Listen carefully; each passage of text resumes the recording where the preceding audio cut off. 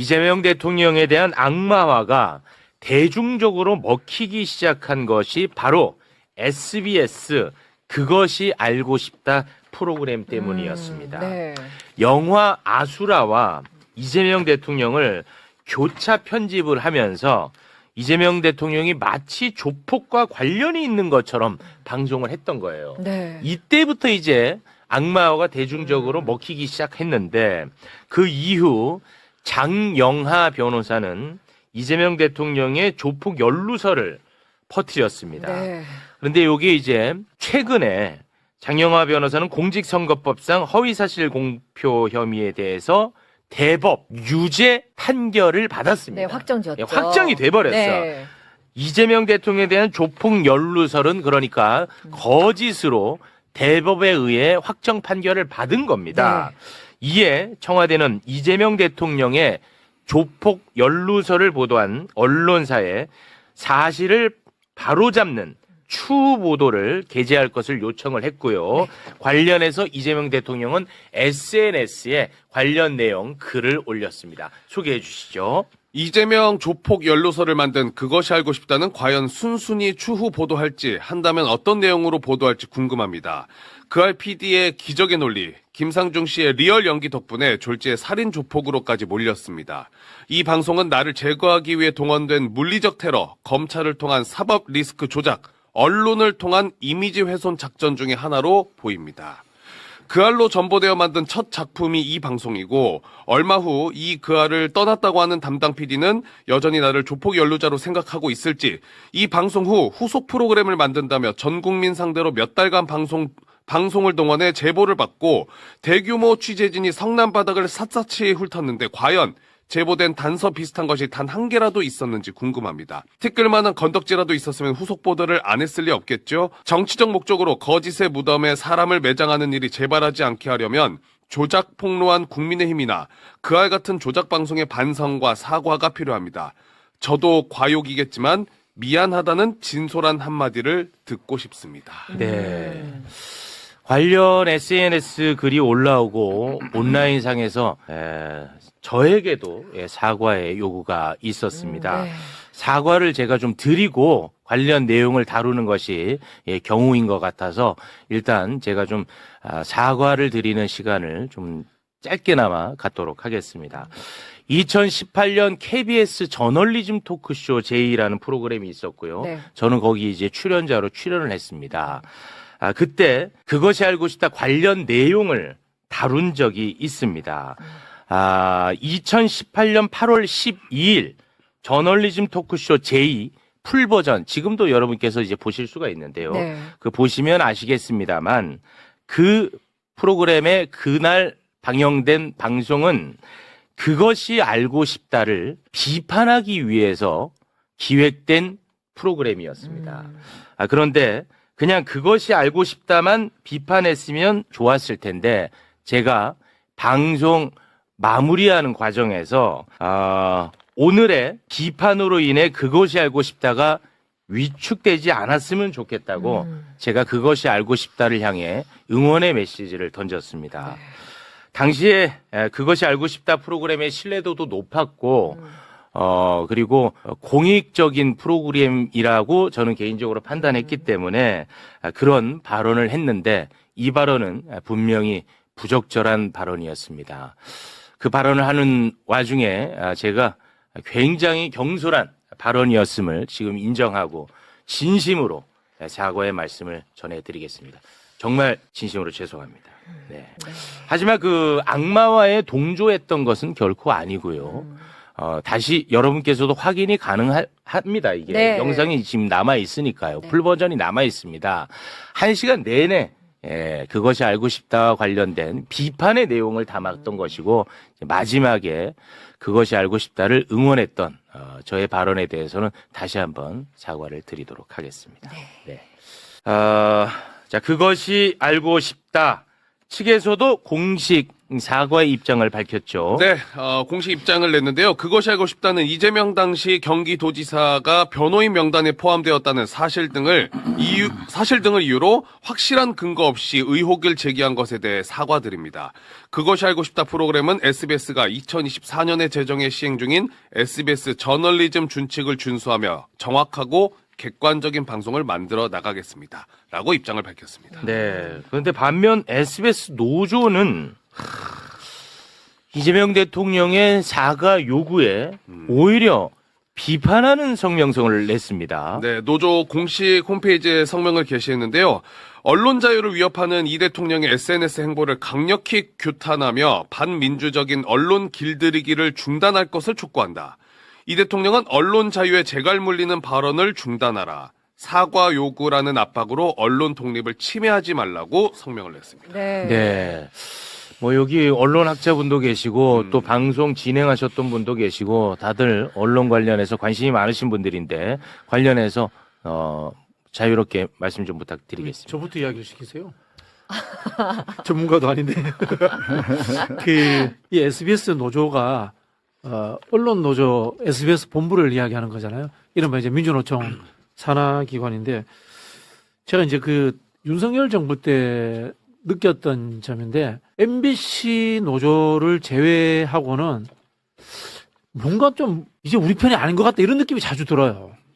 근데 물론 MBC 노조는 한때는 보면은 이재명 정부도 비판하기도 하고 민주당 정부도 비판합니다만은 참 노조답다 그런 느낌을 받거든요. 지금도 받는데 지금 YTN도 그 윤석열 정부 때 일을 겪으면서 노조가 했던 이 태도라든가 조금씩 뭔가 모자라다는 생각이 들고요. SBS 그 당시 저도 이제 출연을 할 때인데 주영진의 뉴스 브리핑이라고 있었습니다. 네, 맞습니다. 네. 거기에 이제 주영진 앵커가 MBC에서 바이든 날리면 발언했던 걸 가지고 주영진 앵커가 잘렸어요. 주영진 앵커는 스스로 사석에서 자기 그 약간 보수적이라고 이야기하는 분이에요. 네. 그럼에도 불구하고 바이든 날리면에서 윤석열 정부가 MBC에 강한 압박은 정말 언론의 자유를 침해하는 것이다. 강하게 비판했단 말이에요. 네. 우리도 보도했어. 우리도 뭐 이런 그렇죠, 그렇죠. 취지였어요. 예, 그런 SBS는 식으로. 왜 예. 우리도 했는데 똑같이 MBC만 찍어서 그렇죠. 그 MBC는 왜 탄압하냐. MBC만 그렇게 공격하느냐. 네네. 그런 이야기를 했는데 네. 그 당시에 SBS 노조가 뭘 했는지 좀 묻고 싶어요. 바이든 날리면 사태 때 윤석열 정부와 언론의 자유를 위해서 동료 언론사인 MBC하고 같이 싸워줬는지 이런 거 한번 묻고 싶어요. 제가 자꾸 이 말씀 드리는 것은 이 민주화의 시대 그다음에 노동운동의 시대가 어느 정도 좀 퇴조하면서 개별 노조가 특히 이제 언론사 노조들이 조금씩 변하는 것 같아요. 이 좀 아쉬움이 있다. 이야기 좀 하고 싶어요. 네. 자, 저널리즘 비평 전문가입니다. 네. 그러니까 기본적으로 저는 SBS 노조 성명을 딱 놓고 이 성명이 참 말이 안 된다라는 얘기를 하고 싶어요. 일단 기본적으로 언론 길들이기를 중단하라고 했잖아요. 네. 네, 언론은 이렇게 길들이지 않습니다. 권력이 있다면. 실제로 언론을 길들이고 싶다면 그냥 그 길들이길 수 있는 방법은 여러 가지가 있거든요. 근데 대통령이 그냥 공개적으로 과욕이겠지만이라는 단서를 달아가면서까지 사과를 받고 싶다라고 의견 표명을 한 건데 네. 이 정도로 언론 길들이기라고 이렇게 규탄을 한다? 이거는 좀 너무 나갔다라는 생각이 들고요. 또 하나는 SBS 노조 성명을 보면서 진짜로 이상했던 거는 그러면 그것이 알고 싶다의 이른바 조폭 연루설 이 부분에 대해서 구체적으로 얘기를 하지 않습니다. 굉장히 추상적으로 어떻게 넘어가냐면 검증하는 과정이었다라고 얘기를 하더라고요. 그러니까 구체적으로 이재명 대통령과 조폭이 연루가 돼가지고 마치 어떤 특혜를 준 것처럼 이런 식으로 보도를 했었는데 그때 당시 그것이 알고 싶다가 그러면 그 보도는 어떤 점에서 정당했다라고 이 성명서에 담겨 있어야 되는데 그게 없어요.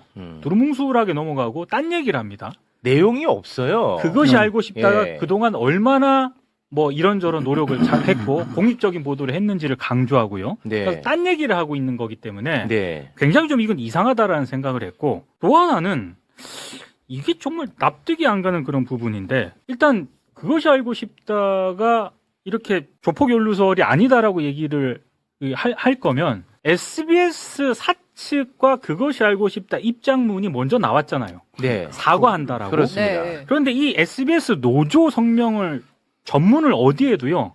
저는 여기에 반발을 하려면 SBS 노조에서 사측이 뭐 이를테면 제작진과 혹은 노조와 상의도 없이 이런 사과문을 섭부르게 빨리 발표했다. 그래서 경영진과 사측을 비판하는 내용이 분명히 들어가 있어야 된다라고 봅니다. 근데 이 성명 어디에도 네. 사측과 그 전에 발표된 입장문을 비판하는 내용이 하나도 없습니다. 오로지 그냥 이재명 대통령이 언론 길들이게 하고 있다라고 비판을 하고 있거든요. 네. 이거는 제가 볼 때 순수하게 바라볼 수가 없는 거죠. 이건 특정하게 이 사안 자체를 SBS에 대한 어떤 이재명 정부와 이재명 대통령의 언론 길들이기라는 프레임으로 이렇게 짜려고 나온 입장문이 아닌가 그렇게 의심이 될 수밖에 없는 거죠. 네. 예. 이 언론 길들이기를 사실은 SBS 같은 경우는 윤석열 정권 때 구체적이고 실제적인 불이익을 받은 게 거의 없어요. 자, 언론 길들이기를 어떻게 하느냐. 윤석열 정권에서 하는 언론 길들이기는 두 가지 방법을 썼습니다. 첫 번째는 탑다운 방식이에요. 거버넌스를 흔드는 겁니다. TBS 돈 안 주고 이사회 다 박살냈죠. YTN 아예 사주를 교체해버렸죠. MBC 같은 경우도 권태선 이사장을 비롯해서 이사회와 사장까지 탑다운으로 쫙 날리려고 했어요. 네. 이런 게 언론 길들이기입니다. 이게 근데 MBC, YT에서는 성공하고 TBS에도 사실상 성공했죠. 네. MBC에서 실패했어요. 권태선 이사장님부터 시작해서 박문진 이사들을 다 날리려고 했다가 이동관 방통위원장이나 이런 등등등 이런 분들이 너무 거칠게 해서 법원에서 전부 다 가처분을 인용해서 다 제자리를 복귀했어요. 그러고 나니까 뭘 했느냐. 표적 징계를 시작했습니다. 그 표적 징계의 대표적 희생자가 뉴스아이킥이었습니다. 뉴스아이킥에 대해서 관계자 징계 등 중징계를 수십 건을 날렸고 지금 2심까지 가면서 한 15건 저희들이 행정소송에서 다 이겼어요. 맞아요. 다. 이렇게 해서 MBC도 부담을 느꼈고 저 제작하고 있는 그 제작진들, PD들부터 시작해서 작가들도 엄청난 부담을 느꼈어요. 그래서 제가 먼저 자의반 타의반 먼저 자리를 떴던 거라고요. 그 덕분에 사실 그 그 덕분에 프로그램이 제가 국회의원이 되긴 더 했습니다. 잘 됐습니다. 뉴스아이킥은 맞아요. 더 잘 됐어. 네. 그리고 그 뉴스아이킥도 덕분에. 지금 뭐 윤석열 더 잘 되고 덕분이네. 했죠. 그러니까 네, 윤석열과 원하는 이동관 그러니까 덕에 권력이 뭘 하려고 했을 때 네. 원하는 대로 되지 않아. 네. 그렇죠. 반대로 돼 반대로. 그러니까 언론 더잘 됐어. 길들이기를 한다고 하면 이렇게 위에서부터 아예 YTN 같이 그냥 유진해도 넘겨버리잖아요. 이렇게 하는 게 언론 길들이기예요. 대통령이 SNS 글 쓴 걸 가지고 언론 길들이기다라고 얘기하는 거 엄청난 과장이고요. 까놓고 얘기해서 SBS는 지난 윤석열 정권 시절에 방송심의위원회에서 이런 시사 프로그램 관련해서 징계 한번 제대로 받은 적이 없어요. 네. 이런 말씀 하시면 안 되는 겁니다. 솔직히. 그리고 저는 그 얘기 드리고 싶어요. 일단 그러면 그것이 알고 싶다 그 프로그램과 관련해서 SBS 노조에서는 그 프로그램이 정말 단 1의 문제도 없다고 생각하는 건지. 그러면 더 심각합니다. 그러니까 제가 질문을 드리면 그 질문에 대해서 답을 해줬으면 좋겠습니다. 맞습니다. 우리는 단 1의 문제도 없다고 생각하는지가 안 나타나 있기 때문에 네. 저는 굉장히 비겁한 성명이라고 생각을 하고요. 또 하나는 뭐 이렇게까지 얘기하고 싶지는 않지만 그 바이든 날리면 때문에 MBC 기자들이 대통령 전용기에서 못 탔잖아요. 맞습니다. 민항기 타고 갔지 않습니까? 맞습니다. 그때 경향하고 한겨레 기자들은 같이 동조한다는 차원에서 민항기 타고 갔습니다. 맞아요. 그 SBS 기자들은 뭐 했어요 그때? 아무것도 안 했단 말이죠. 민항기 타고 잘 갔잖아요. 그리고 또 하나는 왜 SBS는 윤석열이 내란 일으켰을 때 단전 단수 언론사 대상이 안 됐을까요? 대상은 아니었죠. 네. 그거 한번 자문해 보시기 바랍니다. 한 가지만 더 말씀을 드리면 그 사실은 그 방송사별로 법조팀, 뭐 사회팀, 정치팀 이렇게 쭉쭉쭉 있는데 사실 SBS 법조팀은 굉장히 논란을 많이 일으켰던 곳 중에 하나예요. 역사를 거슬러서 올라가면 오늘 사실 그 권양숙 여사가 검찰개혁 끝나고 갔던 이 정청래 대표나 이런 분 붙들고 울었어요. 왜 우셨느냐. SBS가 논두렁식의 단독 보도 네. 최초 했던 데가 SBS예요. 맞습니다. 네. 예. 그리고 소위 그 조국 사태라고 했던 이때도 압수수색도 안 끝났는데 압수수색에서 위조된 직인이 나왔다. 정경심 교수. 이것도 SBS 단독 기사였어요. 미래를 보고 기사를 쓰시나 봐요. 이 부분에 대해서 사과한 적 있나요? 저는 부담을 느낄 수 있다고 봅니다. 대통령이 그런 SNS를 쓰면 기자들도 현장에서도 부담을 느낄 수 있어요. 그래서 이런저런 이야기를 할 수도 있는데 적어도 그런 얘기를 하려면 언론 길들이기라는 말을 하려면 아까 말씀드렸던 거, 윤석열 정권에서 언론 길들이기를 어떻게 했는데 SBS는 어떻게 물론 징계 받은 것도 몇 개 있긴 합니다만은 왜 피해 갔느냐. 그리고 또 하나는 이전에 말씀드린 논두렁식의 직인 2조 미래를 내다본 보도 이런 보도에 대해서 SBS는 어떤 태도를 보였냐. 네. 지금도 그 기사들 그냥 올라가면 그 기사 검색해서 그 기사 그대로 나와요. 어떻게 할 겁니까? 알겠습니다. 이거 굉장히 중요한 이슈인데, 네. 괜히 저 때문에 좀 집중을 잘 못하시는 것 같아서 다시 한번 사과의 말씀을 드리도록 하겠습니다. 네. 저는 굉장히 그 알이 위축되지 않았으면 좋겠다라고 했던 그 발언은 매우 부적절한 발언이었지만 저널리즘 토크쇼 제2를 비판하는 것은 저는 좀 과도하다고 생각합니다. 저는 정말 앞으로도 두고두고 사과를 드리겠습니다만 그 프로그램 자체가 당시 상황에서 그 알을 비판하는 게 굉장히 쉽지 않은 상황이었습니다. 그런데 실제로 그 알에 대해서 비판을 하고 이재명 지사, 그러니까 그 알을 비판하면 또 이재명 지사를 편드는 것처럼 이렇게 또 받아들여지기 때문에 그게 굉장히 큰 용기가 필요했는데 저널리즘 토크쇼 제2는 그거를 했던 프로그램이었습니다. 네. 네, 그거는 좀 인정을 해주시면 좋을 것 같고 저는 앞으로 계속해서 반복적으로 사과의 말씀을 드리도록 하겠습니다. 예, 마지막으로 SBS 구성원들 전체를 제가 비난하거나 한쪽으로 몰거나 이러려고 하는 게 아닙니다. 다만 사건에 대해서는 잘못된 행동이나 행위에 대해서는 그때그때 말씀을 드리는 거고 여전히 저널리즘의 이렇게 핵심을 지키기 위해서 노력하는 SBS 기자들은 여전히 응원합니다. 하지만 책임 있는 태도를 노조와 경영진 그리고 보도본부 쪽에서는 보여줄 필요가 있어요. 사과할 거 사과하고. 네. 일부 언론사 노조지만은 이게 언론운동이라든가 사회운동의 관점이 아니라 직장 이기주의식으로 접근하는 경향이 요즘 들어 많이 생겨났어요. 단적으로 조선일보는 노조 없겠습니까? 그죠? 그런 부분에서 우리 언론인 종사자들이 내가 왜 최초의 언론이 되려고 했던가라는 근본적인 초심의 문제를 한번 돌이켜봤으면 좋겠어요. 네, 알겠습니다. 자, 그러면 민동기 기장님은 가는 거예요? 해맑게 웃으시면서 퇴장을 하셔도 좋을 것 같습니다. 너무. 민동기 기자님, 네. 대단히 수고하셨습니다. 수고하셨습니다.